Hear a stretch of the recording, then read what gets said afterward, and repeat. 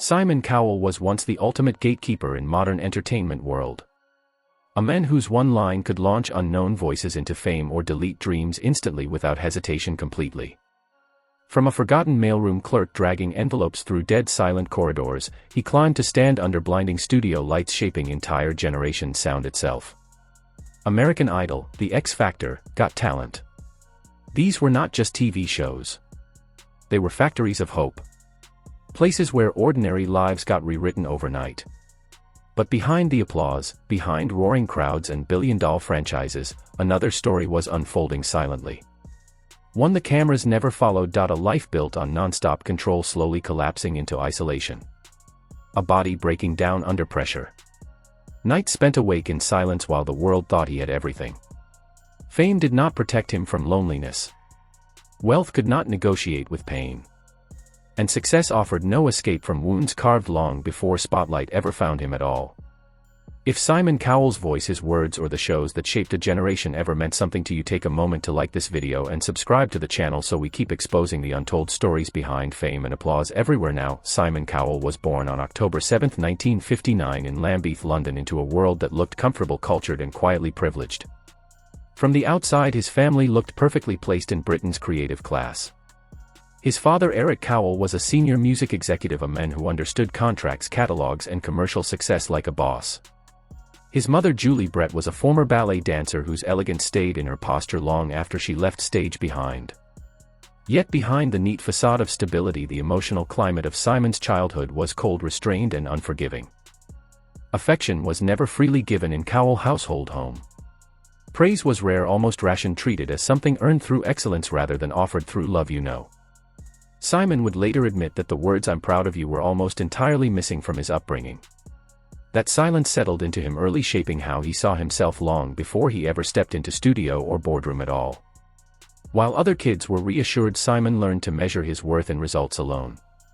A dangerous equation for a boy still searching for who he was. School did little to soften that emptiness. At Radlett Preparatory School and later Dover College, Simon did not stand out as gifted or disciplined. He clashed with authority, struggled to focus, and developed a reputation as difficult rather than brilliant. Teachers saw restlessness, not potential. Classmates moved ahead, finding their lanes, while Simon lingered at the margins, neither excelling nor belonging.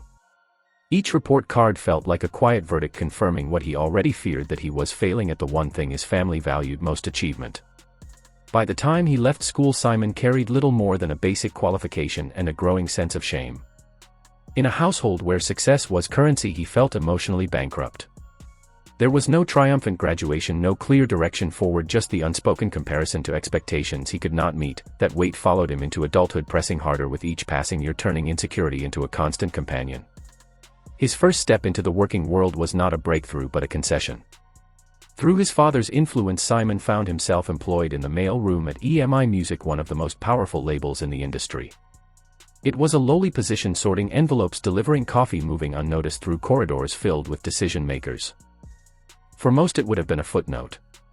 For Simon it felt like confirmation of his lowest fear, that he belonged at the bottom. Each day he watched artists rise while he remained invisible. He handled letters addressed to stars whose voices filled radios across the country while his own name barely registered with anyone around him. He later described those years as suffocating, a time when he felt present but unseen, surrounded by success yet excluded from it. There were moments when the humiliation became too heavy to carry. He quit only to return again when the outside world proved even harsher. That return marked a turning point. Something hardened inside him during those silent walks through EMI's hallways. Instead of shrinking, he began to observe. He studied how power moved, how hits were manufactured, how audiences were courted and controlled. While others chased artistic purity, Simon absorbed the mechanics of survival. He learned that talent alone meant nothing without connection, and that the crowd, not critics, decided who mattered. This was the foundation of the man he would eventually become. The lack of warmth taught him independence. Rejection sharpened his instincts. Emotional absence carved out an obsession with outcomes rather than feelings, and visibility above everything else. By the time Simon Cowell left the mailroom behind, he was no longer just a drifting young man craving approval. He was someone quietly engineering a future where the world would have no choice but to hear him, not by asking for affection, but by forcing attention. That hunger wasn't built on confidence. It was built on deprivation. And it quietly dictated every move that followed. Simon Cowell's rise was anything but fast. And even less was it clean. His journey was uneven, bruised, and filled with setbacks that should have ended most careers before they even began. After years of silently learning the inner mechanics of the music industry, he finally made his first real leap in the early 1980s, stepping out of the mailroom and into the business world as an executive willing to gamble on himself. It wasn't confidence driving him, it was pressure. Staying invisible had become more terrifying than public failure. With borrowed money and borrowed belief, Simon launched his first label, Fanfare Records. For a brief moment, it felt like the world finally cracked open. Novelty pop records climbed the charts, champagne bottles popped, and doors that once stayed shut suddenly opened with polite smiles and cautious respect. Simon tasted validation for the first time, the rush of being seen, acknowledged, and taken seriously. To outsiders, it looked like he had finally arrived. But the music industry is ruthless with those who mistake momentum for permanence. Trends shifted overnight. Sales collapsed. The same executives who once celebrated him slowly stepped back into silence. Within a few years, Fanfare fell apart. Debt piled up, contracts vanished, and Simon found himself financially destroyed before reaching 30. The fall was quick and humiliating, a brutal reminder that the industry rewards success briefly but punishes failure endlessly. He returned to his parents' home, slipping back into the same bedroom that once held his teenage doubts. This time, the silence felt heavier, sharper. Bankruptcy wasn't just financial collapse, it was identity collapse. Simon later admitted this period nearly broke him. He felt like a shadow moving through his own life, watching the world continue without him. Friends faded away. Phone calls stopped. The spotlight he briefly touched disappeared completely, but within that collapse, something changed. Stripped of illusion, Simon began rebuilding his understanding of success itself. He returned to the industry not as a dreamer chasing prestige, but as a realist focused purely on results. At BMG in the early 1990s, he made decisions that critics dismissed but audiences embraced. He backed pop acts designed not for artistic praise, but for mass connection, simple, direct, and commercially powerful. While purists complained, records sold in millions. Each success restored a piece of his confidence, but fear never fully left. Success felt temporary, fragile, like something that could vanish at any moment. That fear pushed him harder. It made him sharper, less emotional, more calculated. Then came the turning point. In 2001, Simon stepped in front of the camera as a judge on Pop Idol. Many doubted him. He was blunt, direct, and brutally honest in an industry built on politeness. What critics called cruelty, audiences interpreted as truth. His words cut through fake praise like a blade, and viewers leaned in. Simon Cowell was no longer just shaping careers behind the scenes, he was shaping culture in real time. With American Idol, The X Factor, and Got Talent, his rise exploded beyond imagination. Ratings skyrocketed. His face became global. His voice carried authority. For the boy who once felt invisible, the entire world was now watching, and it wouldn't stop. By the mid-2000s, Simon Cowell had become more than a television personality. He was a global brand. Each week, millions watched him decide destinies in real time. A raised eyebrow could end a dream. A single nod could create a star. For the first time, he wasn't just seen, he was feared, but absolute power always carries a quiet cost. His schedule became inhuman. Flights blurred together.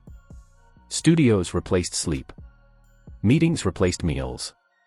His life shrank into sets, hotels, and endless contracts. Applause followed him everywhere, but real connection slowly disappeared.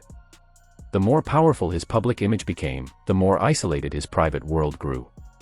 People described him as constantly surrounded, yet emotionally alone, always performing, even off-camera. Ironically, the men who built his empire on honesty began losing access to his own vulnerability. Exhaustion became normal. Emotional distance became protection.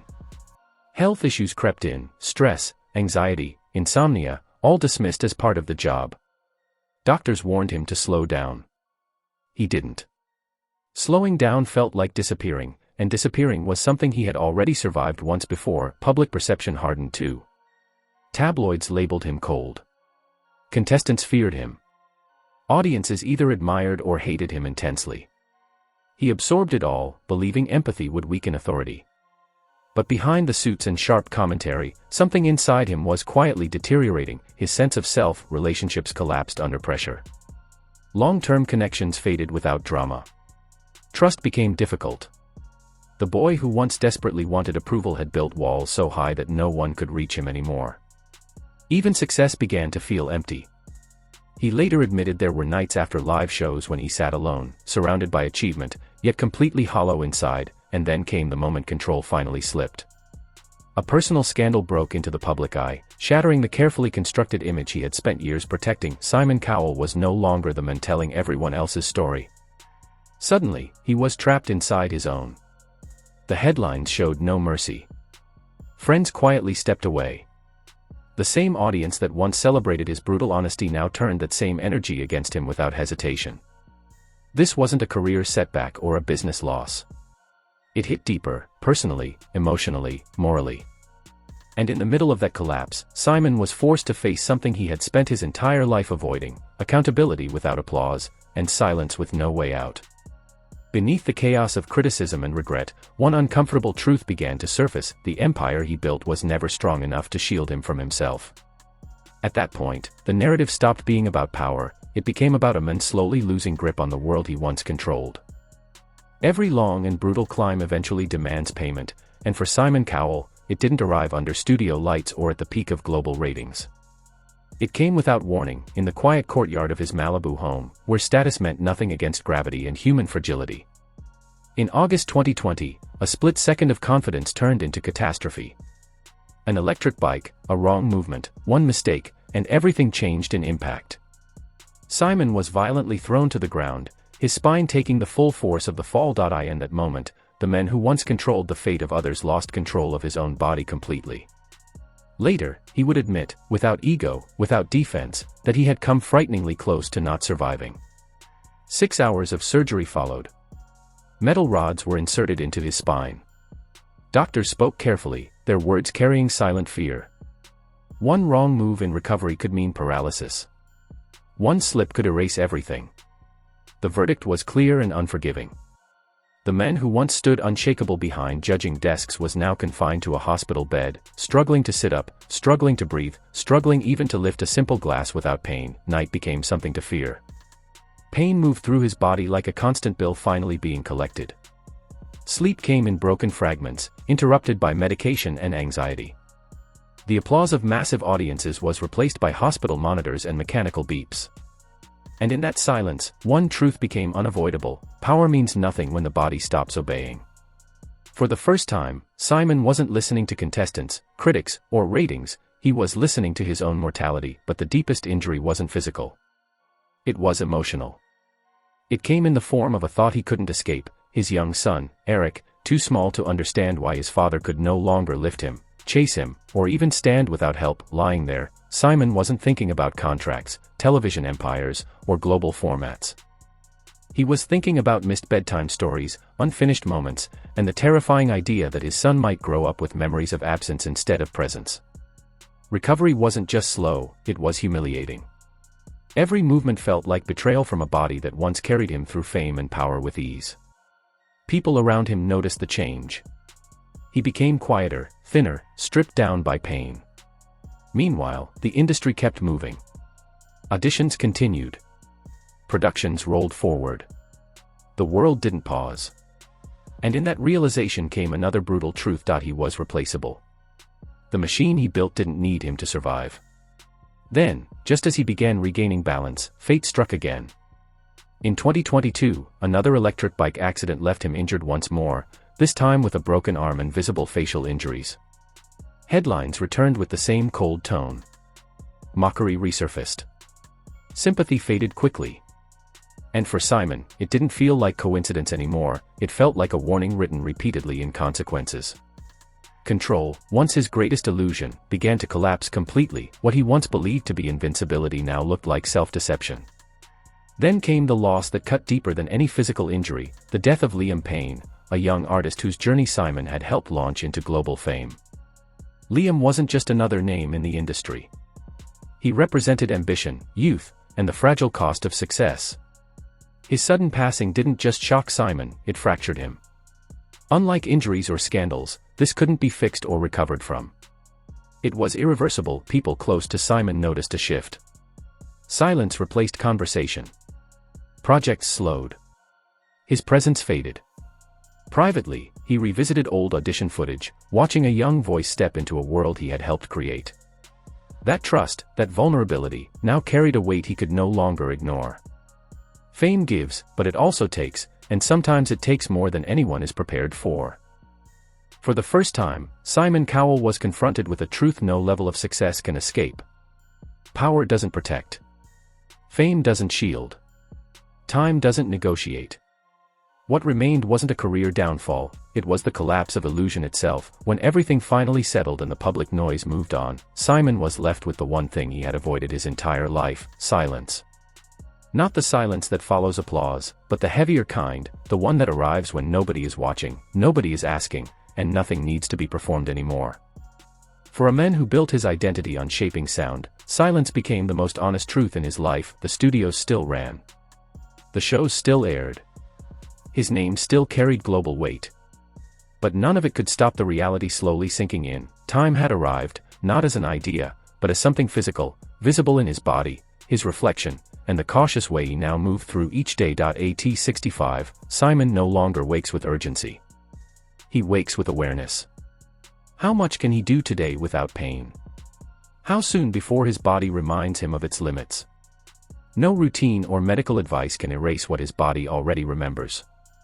Every movement is proof that survival was never guaranteed. Pain did what fame never could, it forced him to slow down and reflect. A life spent chasing validation and running from emotional emptiness now feels different in hindsight. Fame filled rooms, but never emptiness. Money built structure, but never peace. Fatherhood changed everything. Eric became his anchor. Bedtime stories replaced schedules. Repetition replaced chaos. In those quiet moments, Simon wasn't the judge or the icon, he was simply present. Loss shaped him too. His parents, and later Liam Payne's death, forced him to understand how fragile everything truly is. For the first time, he spoke of responsibility, not blame. Legacy no longer meant power or expansion. It meant restraint, values, and intention. Quietly, he chose meaning over attention, and in that choice, he finally began to understand his own life. And if this story stayed with you longer than expected, if it made you stop even for a moment, take a second to like this video and subscribe to the channel. Because here, we don't just remember fame, we remember the quiet truths it leaves behind.